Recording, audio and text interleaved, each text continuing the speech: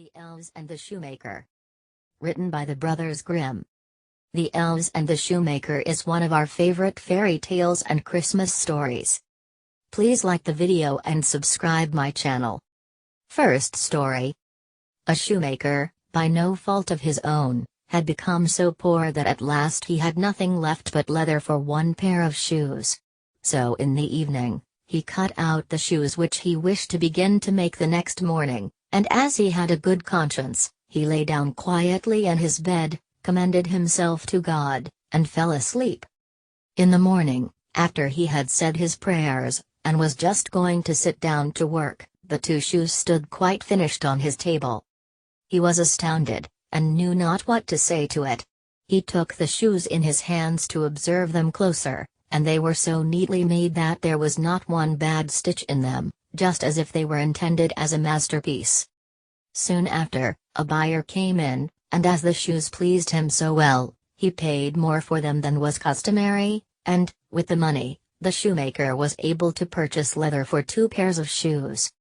He cut them out at night, and next morning was about to set to work with fresh courage, but he had no need to do so, for, when he got up, they were already made, and buyers also were not wanting, who gave him money enough to buy leather for 4 pairs of shoes.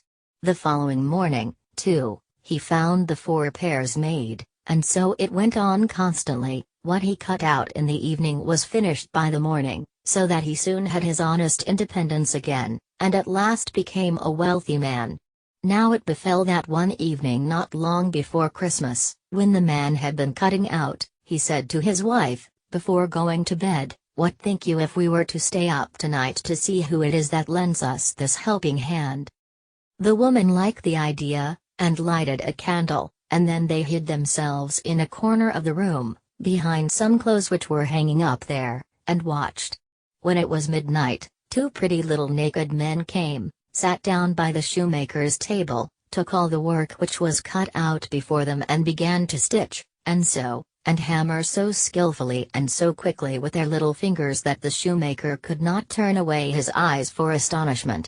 They did not stop until all was done, and stood finished on the table, and they ran quickly away. Next morning the woman said, "The little men have made us rich, and we really must show that we are grateful for it. They run about so, and have nothing on, and must be cold. I'll tell thee what I'll do, I will make them little shirts, and coats, and vests, and trousers, and knit both of them a pair of stockings, and do thou, too, make them 2 little pairs of shoes." The man said, "I shall be very glad to do it," and one night, when everything was ready, they laid their presents all together on the table instead of the cut-out work, and then concealed themselves to see how the little men would behave.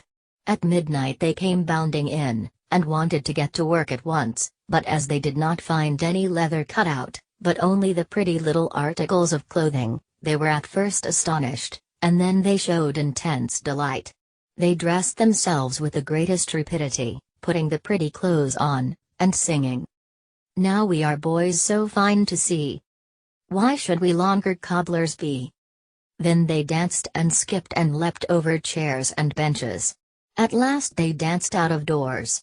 From that time forth they came no more, but as long as the shoemaker lived all went well with him, and all his undertakings prospered.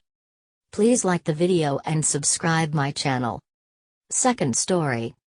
There was once a poor servant girl, who was industrious and cleanly, and swept the house every day, and emptied her sweepings on the great heap in front of the door.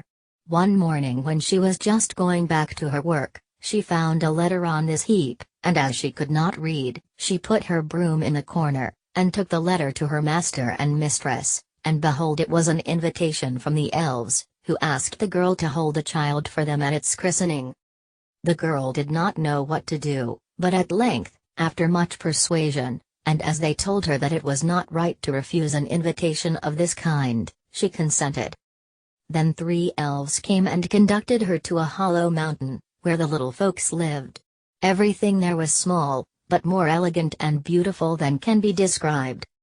The baby's mother lay in a bed of black ebony ornamented with pearls, the cover lids were embroidered with gold, the cradle was of ivory, the bath of gold. The girl stood as godmother, and then wanted to go home again, but the little elves urgently entreated her to stay 3 days with them. So she stayed, and passed the time in pleasure and gaiety, and the little folks did all they could to make her happy. At last she set out on her way home. Then first they filled her pockets quite full of money, and after that they led her out of the mountain again.